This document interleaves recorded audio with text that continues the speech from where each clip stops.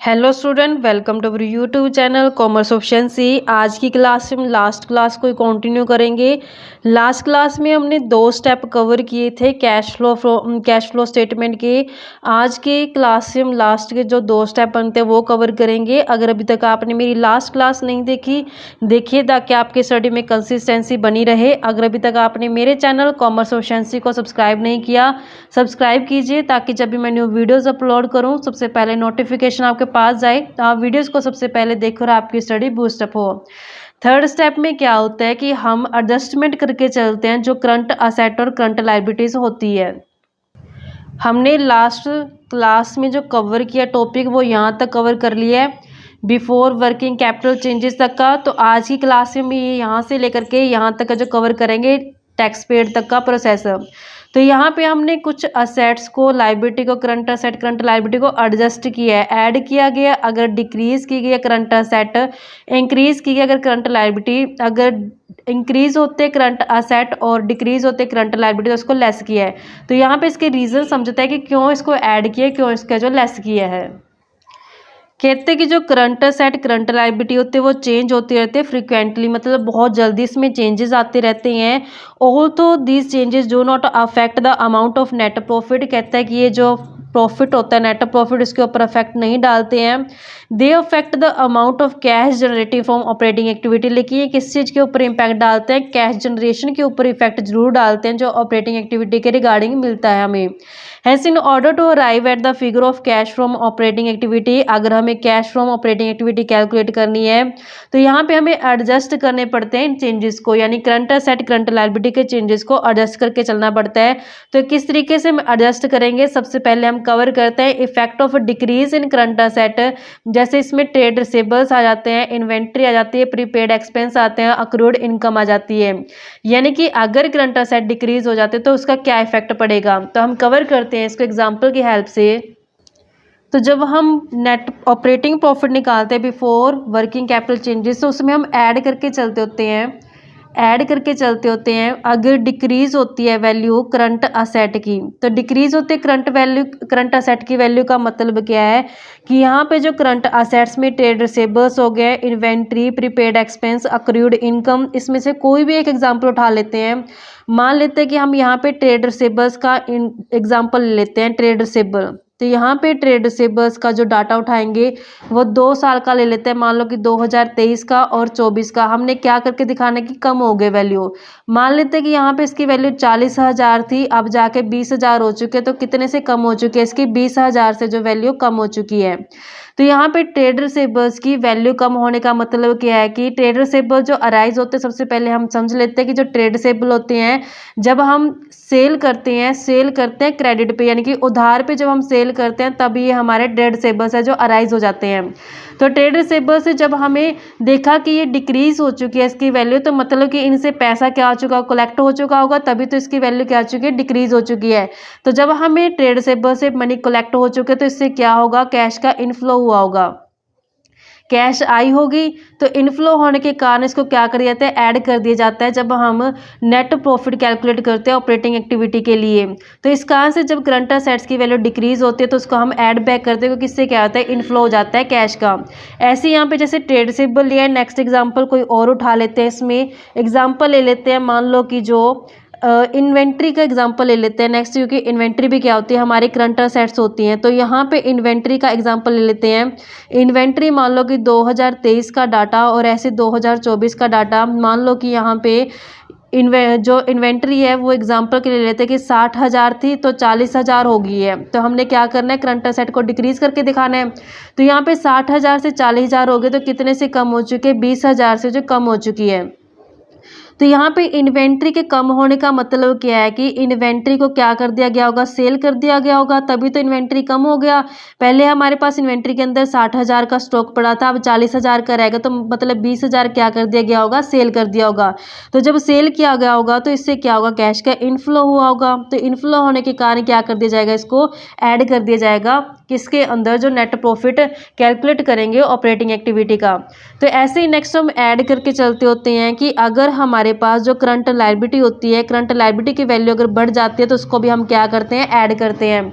तो इसका रीज़न क्या होता है, तो हम करंट लायबिलिटी के अंदर लेके चलते हैं। तो हमारे एग्जांपल्स होते हैं करंट लायबिलिटी में, ट्रेड पेबल्स हो गया, आउटस्टैंडिंग एक्सपेंस हो गया, इनकम रिसीव्ड इन एडवांस हो गया। तो अब हम यहाँ पे एग्जाम्पल ले लेते हैं ट्रेड पेबल का। तो मान लेते हैं कि जो ट्रेड पेबल्स हैं हमारे पास, ट्रेड पेबल्स को क्या करना है, यहाँ पे हमने करंट लायबिलिटी को बढ़ा के दिखाना है। तो मान लेते हैं कि जो 2023 है और 2024 है कि यहाँ पे करंट लायबिलिटी बढ़ गई। मान लो कि पहले 20 थी, अब कितनी हो गई है, 40,000 हो गई है। कितने से बढ़ चुकी है, 20,000 से जो बढ़ चुकी है। तो यहाँ पे ट्रेड पेबल बढ़ने का मतलब क्या है, सबसे पहले हम समझते हैं कि ट्रेड पेबल अराइज कब होते हैं, जब हम क्रेडिट पे यानी कि उधार पे जब परचेज करके लेके आते हैं। तो जब उधार पे परचेज की जाती है तो उससे ट्रेड पेबल है जो अराइज हो जाते हैं। तो पहले तो 20,000 थे ट्रेड पेबल, अब 40,000 से हो चुके हैं, यानी कि 20,000 से क्या हो चुके हैं, बढ़ चुके हैं, यानी कि हमने क्रेडिट परचेज क्या कर लिया, ज़्यादा कर लिया है। तो यहाँ पे क्रेडिट परचेज ज़्यादा करने से इसका रिजल्ट क्या निकलता है, मतलब कि यहाँ पे जो कैश है, जो पेमेंट नहीं की गई ट्रेड पेबल्स को, जब कैश की पेमेंट नहीं की गई ट्रेड पेबल्स को, तो इसका रिजल्ट क्या निकलेगा कि जो कैश है वो हमारी आउटफ्लो नहीं हुई है। तो यहाँ पे इस कांसेप्ट को कैश जनरेटेड फ्रॉम ऑपरेशन के अंदर क्या कर देता है, इसको ऐड कर दिया जाता है, ऐड बैक कर देते हैं इसको नेट कैश कैलकुलेट करने के लिए जो हमें ऑपरेटिंग एक्टिविटी से मिलती है। ऐसे में करंट लायबिलिटी में नेक्स्ट एग्जाम्पल ले लेते हैं। मान लो कि जो इनकम रिसीव्ड इन एडवांस है वो भी हमारे लिए करंट लायबिलिटी होती है। तो यहाँ पे इनकम जो रिसीव्ड इन एडवांस है उसका एग्जांपल ले लेते हैं, other income received in advance. तो यहाँ पे इसका जो डाटा उठा लेते हैं 2023 से 24 तक का जो डाटा है वो मान लेते हैं कि हमारे पास यानी कि 20,000 से 40,000 हो चुका है, यानी कि कितने से बढ़ चुका है, 20,000 से जो ये बढ़ चुका है डाटा इसका, मतलब कि हमें 20,000 से इनकम है जो और ज़्यादा मिल चुकी है, एडवांस मिल चुकी है। क्योंकि इनकम रिसीव्ड एडवांस का मतलब है कि जो पैसा हमें एडवांस में मिल जाता है। तो ये भी हमारा करंट लायबिलिटी का पार्ट होता है। तो जब ये हमारी अमाउंट बढ़ जाती है, यानी कि करंट लायबिलिटी जब बढ़ जाती है तो रिजल्ट क्या है कि हमें एडवांस में 20,000 जो और मिल चुके हैं। तो इसका रिजल्ट क्या निकलता है कि कैश का क्या हो चुका है, इनफ्लो हो चुका है। तो इस कारण से भी हम इसको क्या कर देते हैं, ऐड कर देते हैं प्रॉफिट के अंदर, जब हमें ऑपरेटिंग एक्टिविटी का प्रॉफिट कैलकुलेट करना होता है। अब नेक्स्ट जो हमारे पास आइटम आते हैं वो करते होते हैं लेस। लेस कब करेंगे, जब हमारे पास करंट असेट्स की वैल्यू जो बढ़ जाएगी तो उसको कर देंगे लेस हम। अब करंट असेट्स में मान लेते हैं हम ट्रेड रिसीवेबल्स का एग्जांपल ले लेते हैं। जैसे हमें ट्रेड रिसीवेबल्स में मान लो कि 2022 का डाटा और 2023 का डाटा ले लेते हैं कि ये 20,000 से क्या हो चुका है, 40,000 हो चुके हैं। 20,000 से क्या हो चुका है, 40,000, तो कितने से बढ़ चुके हैं, 20,000 से ये बढ़ चुके हैं। जो ट्रेड रिसीवेबल्स अराइज होते हैं, ये अराइज होते हैं क्रेडिट पे सेल करने से, यानी कि जब क्रेडिट में सेल की होगी तभी अराइज हुए होंगे। तो यहाँ पे 20,000 से ट्रेड रिसीवेबल्स की अमाउंट है जो बढ़ चुकी है। तो मतलब क्या है कि जो हमारी पैसा कलेक्ट करने की पॉलिसी है वो अच्छी नहीं है। तो जब हम नेट कैश कलेक्शन कैलकुलेट करेंगे तो फिर उस टाइम पे इसको क्या कर दिया जाएगा, डिडक्ट कर दिया जाएगा, जब नेट कैश को हम कैलकुलेट करेंगे। ऐसे अनदर इसमें हम एग्जाम्पल ले लेते हैं इन्वेंट्री का। इन्वेंट्री में मान लो कि मैं सेम डाटा उठा लेती हूँ कि 20,000 से, यहाँ पे 2022 का डाटा, 2023 का डाटा। तो यहाँ पे 20,000 से जो इन्वेंट्री 40,000 हो चुकी है। तो यानी कि कितने से बढ़ चुकी है, 20,000 से जो इन्वेंट्री बढ़ चुकी है। इन्वेंट्री कब बढ़ेगा, जब हम उसको परचेज करके लेके आएंगे। जब परचेज करके ले आएंगे तो इससे पैसा क्या होगा, चला जाएगा, आउटफ्लो हो जाएगा। इस कारण से इसको क्या कर दिया जाएगा, लेस कर दिया जाएगा, जब हम ऑपरेटिंग प्रॉफिट कैलकुलेट करेंगे ऑपरेटिंग एक्टिविटी का। नेक्स्ट हम लेस करते होते हैं, लेस करके चलते हैं। अगर करंट लायबिलिटी की वैल्यू क्या हो जाती है, कम हो जाती है। अगर करंट लायबिलिटी कम हो जाती है तो उसको क्या करते हैं, लेस करते हैं। करंट लायबिलिटी में हम ले लेते हैं एग्जांपल, ट्रेड पेबल्स का एग्जांपल ले लेते हैं। ट्रेड पेबल की 2022 से 2023 का डाटा ले लेते हैं कि मान लो 40,000 से 20,000 हो चुके हैं। तो 20,000 से क्या हो चुके हैं, इसकी वैल्यू कम हो चुकी है। तो ट्रेड पेबल्स कम हो चुकी है, यानी करंट लायबिलिटी कम हो गई। तो माइनस क्यों करते हैं इसको, क्योंकि जब ट्रेड पेबल्स की अमाउंट कम हो जाती है तो मतलब क्या कर दी गई, इसकी पेमेंट कर दी गई है। तो इस कारण से ट्रेड पेबल्स क्या हो गया, कम हो गया। तो जब हम इसकी पेमेंट करेंगे तो उससे कैश का क्या हो जाएगा, आउटफ्लो हो जाएगा। इस कारण से इसको क्या कर दिया जाता है, डिडक्ट कर दिया जाता है, जब हम ऑपरेटिंग प्रॉफिट से ऑपरेटिंग एक्टिविटी का प्रॉफिट कैलकुलेट करते हैं। ऐसे हम एग्जांपल ले लेते हैं इनकम रिसीव्ड इन एडवांस का। इसमें भी अदर मतलब ले लेते हैं इसको, income received in advance. Income received in advance का एग्जांपल ले लेते हैं अनदर हम, ये भी करंट लायबिलिटी होती है हमारे लिए। तो यहाँ पे 2022 का डाटा और 2023 का डाटा, तो मान लो कि 40,000 से 20,000 हो चुके हैं। तो यहाँ पे कितने से कम हो चुके हैं, 20,000 से जो कम हो चुकी है। यहाँ पे इनकम रिसीव्ड इन एडवांस जो कम हो चुके हैं, तो मतलब क्या आ चुका है, इसमें नेट कैश कैलकुलेट करने के लिए हमें 20,000 क्या करना पड़ेगा, डिडक्ट करना पड़ेगा। इस तरीके से हमने एडजस्टमेंट किया बच्चों, जो वर्किंग कैपिटल चेंजेस को एडजस्ट करने के लिए करंट असेट और करंट लायबिलिटी की। आई होप कि आपको हर एक पॉइंट जो अच्छे समझ में आ गया होगा कि क्यों हमने करंट असेट लायबिलिटी को ऐड किया, क्यों हमने इसको माइनस किया है। अगर हम इसका ओवरऑल ओवरव्यू लें तो हम कैसे इसको दिखा सकते हैं कि जब हम cash from operating activity calculate करते हैं तो उसमें ऑपरेटिंग प्रॉफिट के अंदर जो करंट असेट्स होती हैं उसको ऐड करेंगे। अगर डिक्रीज होगी ट्रेड रिसेबल, डिक्रीज होगी इन्वेंट्री, डिक्रीज होगी प्रीपेड एक्सपेंस, डिक्रीज होगी अक्रूड इनकम, तो वो ऐड कर दी जाएगी। करंट लायबिलिटी में अगर इंक्रीज होगी ट्रेड पेबल, इंक्रीज होगी आउटस्टैंडिंग एक्सपेंसेस, इंक्रीज होगी अन इनकम, तो ये भी क्या कर दी जाती है, ऐड कर दी जाती है।